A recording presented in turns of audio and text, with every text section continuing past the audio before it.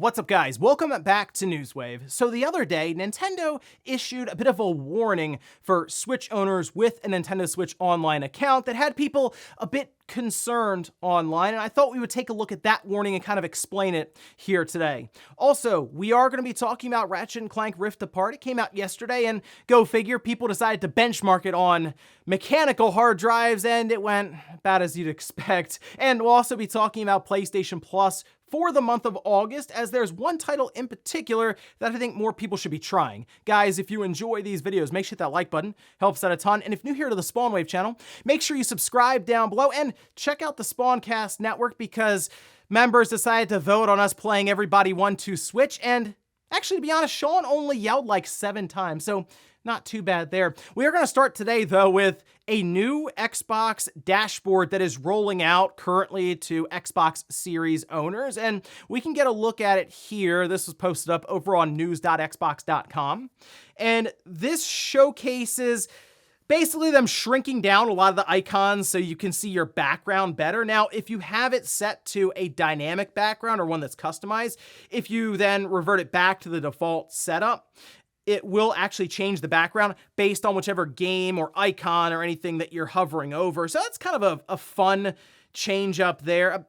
Unfortunately, they have not added HDR to the home screen yet, so you still get that weird thing where your screen will kind of black out for a second when you go into a game, and it just kind of breaks up the overall transition and the action from your dashboard into the game. I'd like to see them kind of iron that one out. And I guess the other thing is, still has some unnecessary icons. I know it's mostly for ad space at the bottom. I'd like to see them just kind of eliminate that bottom row and just lower all of the icons to the bottom of the screen. That will basically make it look like the PlayStation 5 UI. But I think it's a pretty good setup, and I would like to see Microsoft do that. They just gotta give up some of that ad space, or figure out a different place to put it. Also, we did get an announcement that Terminator Resistance is going to be getting a complete edition released for the Xbox Series, and if you already own it on the Xbox One, it will be getting a free update September 27th. Otherwise, though, the complete edition will release as an Xbox Series SKU on October 27th. And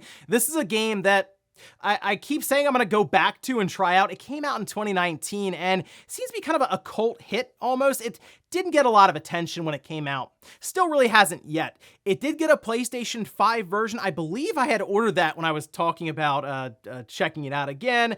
It was either that or the PS4 version, but I know I have it. It would get the free upgrade if I had the PS4 version.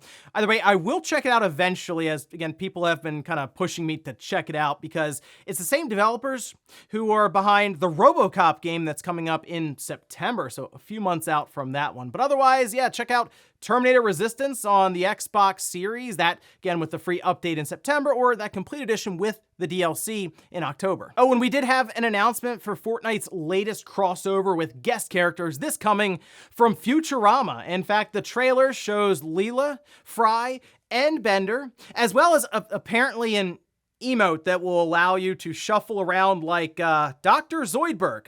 All right, then.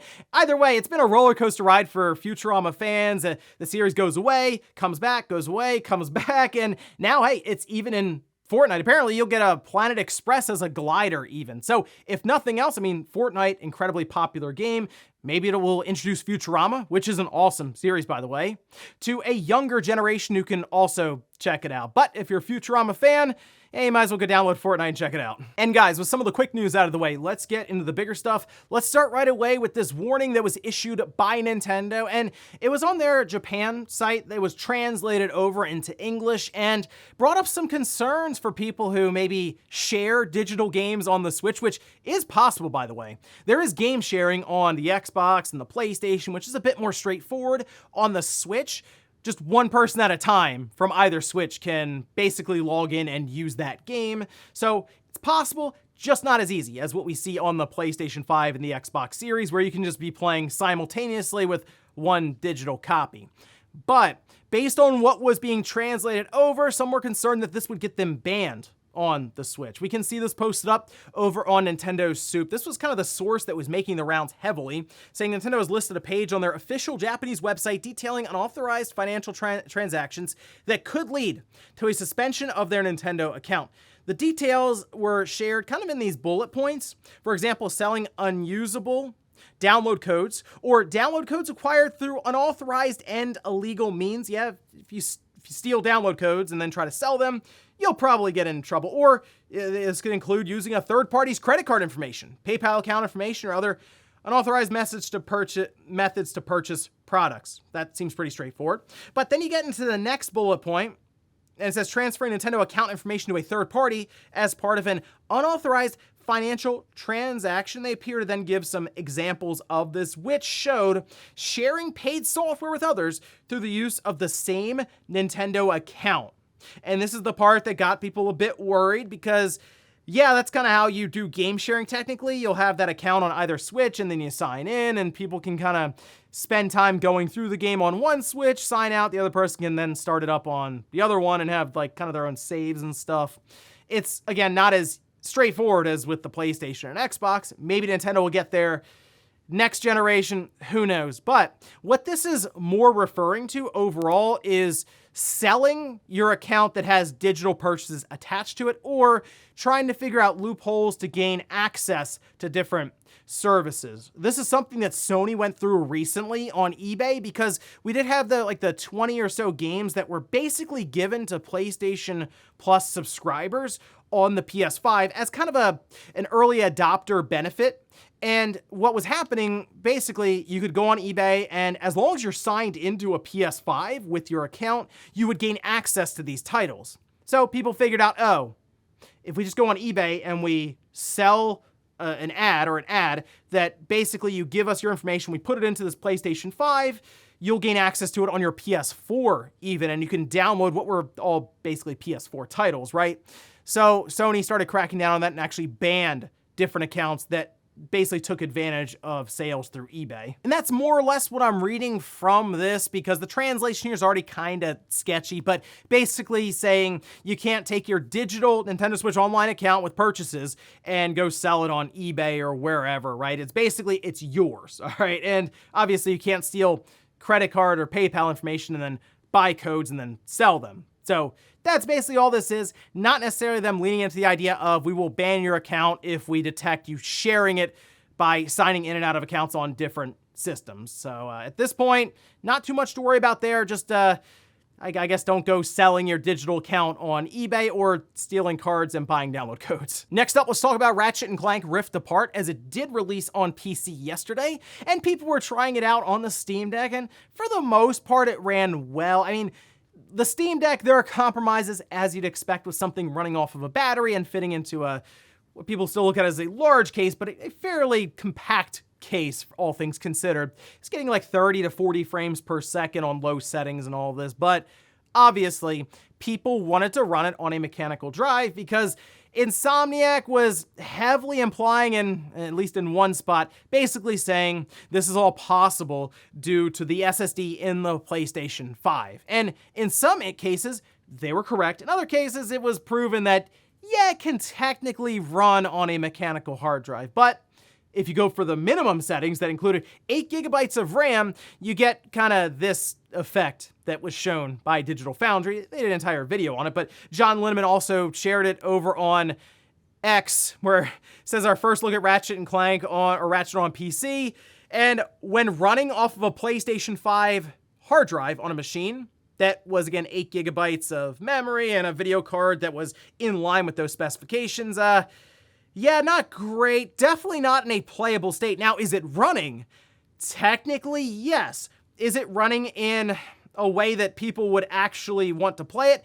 No. Now, there are some that were able to go well above the minimum requirements. For example, Game Riot played with a 4090 and an AMD 7950 and 64 gigabytes of RAM, which allowed it to be a much more pleasant experience. But I will admit, if you have 64 gigabytes of RAM, you won't be accessing your hard drive very much after that initial load-in, which probably would be kind of rough, but then it's just kind of sitting in RAM at that point, right? And this is something that people started to realize as they went forward. Technically, Insomniac not really off base with the idea that it wouldn't run on the PS4, because clearly it would not. And yes, being able to leverage the SSD in the PS5 is what made some of those transitions possible. In fact, Digital Foundry saw that even on PCs that were spec'd higher than the PS5 would actually load through some of those rifts and transitions faster. I guess in the end, it kind of comes down to semantics based on the wording and things that were said in interviews and all this, but now we do have proof that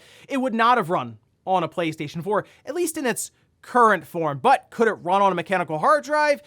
Yes, as long as you have a very, very powerful system backing it with quite a bit of RAM. Next up, let's talk about PlayStation Plus for the month of August. These games will be available August 1st, so here's your reminder. Go ahead and at least claim the current PlayStation Plus games that are available. Even if you don't download them, at least add it to your library.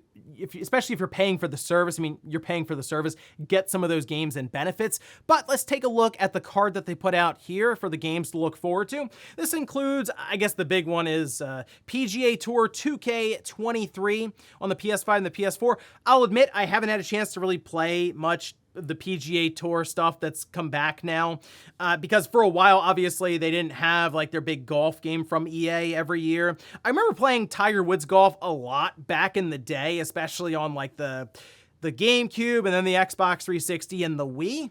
But I mean, this is going into PlayStation Plus. I don't know, maybe I'll check it out. The other two, Dreams on the PS4, very strange that Dreams is just now going into PlayStation Plus after they decided to basically announce the ending of service for it and support.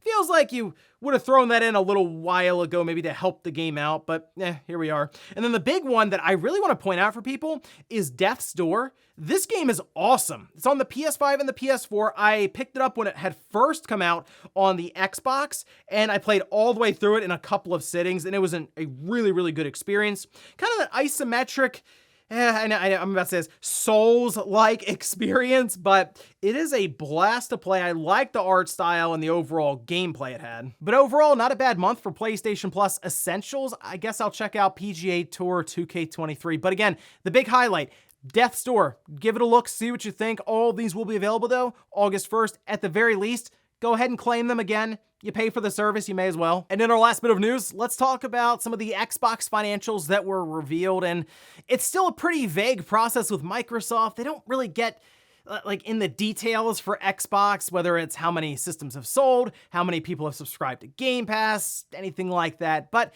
we can at least get an indication as to where they are trending year over year for Xbox hardware. Now, their fiscal year did end June 30th. And now, obviously, we're into the new fiscal year, but we can get a look at how things went over the previous 12 months, which this was posted up over on gamesindustry.biz. Bit of a snapshot with the summary here for that fiscal year. And the biggest thing, really, for gaming in general, it's just kind of flat. I think their gaming revenue up 1%. Now, if you look at it, they do break it down somewhat category by category with the Xbox content and services revenue. That grew 5%. This is thanks to third-party content sales and Xbox Game Pass. However, even though they were at 5% with third-party content and all of this, well, that 1% increase, which is, just about flat, was lower than expected. Satya Nadella says this is weakness in first-party and third-party content performance. So they were basically looking for a lot more when it came to the first-party stuff, even though the third-party at least grew 5%. They were still under what they were expecting. Now, looking at some highlights, Microsoft reported that this was a record Q4 in terms of monthly active users on Xbox, as well as a record Q4 for Game Pass, where hours played rose by 22%. Yeah, those are the kind of statistics we tend to get from Microsoft comparing hours played, for example, but they are all about engagement. Now, when it comes to the hardware, this is not good news, as the hardware revenue actually fell 13% year on year during that 3-month period. And they're just attributing this to just slower sales for consoles, basically less Xbox Series systems selling those past 3 months. Now, we have heard from Microsoft, specifically Phil Spencer, during their showcase that they were going to start increasing supply of the Xbox Series systems, especially going into the second half of this year, and I assume to be really the holiday season, as they are lining things up with some big releases. Obviously, they have Forza and Starfield coming up, as well as some third-party stuff, which soon to be first-party with something like Call of Duty. But now, looking forward to the current fiscal year, I mean, they're going to be closing that Activision Blizzard deal, at least it appears at this point, and then you would basically take Activision Blizzard and just kind of merge it in terms of revenue and the ability to drive subscriptions with Game Pass linked to Call of Duty and Diablo and other intellectual properties, as well as just selling hardware and eventually using Call of Duty to market the Xbox in general. So I would expect everything to basically increase across the board going into this current fiscal year when that deal does close. And if it doesn't, then yeah, Microsoft and Xbox probably have much bigger issues than we originally thought. Not expecting that though. I think Call of Duty and Activision Blizzard coming in will only help them overall. And before we go to the comment of the day, we're gonna take a look at the poll that I posted up yesterday, where I ask, do you take advantage of digital game sharing on consoles? 38% say no, 30% say yes, and 32% say, I don't know what that is. I saw plenty of people in the comments though say it's great, they love doing it, they have a friend, and they'll basically each take turns, like buying a release and then splitting it with the other person and basically just sharing that game back and forth digitally.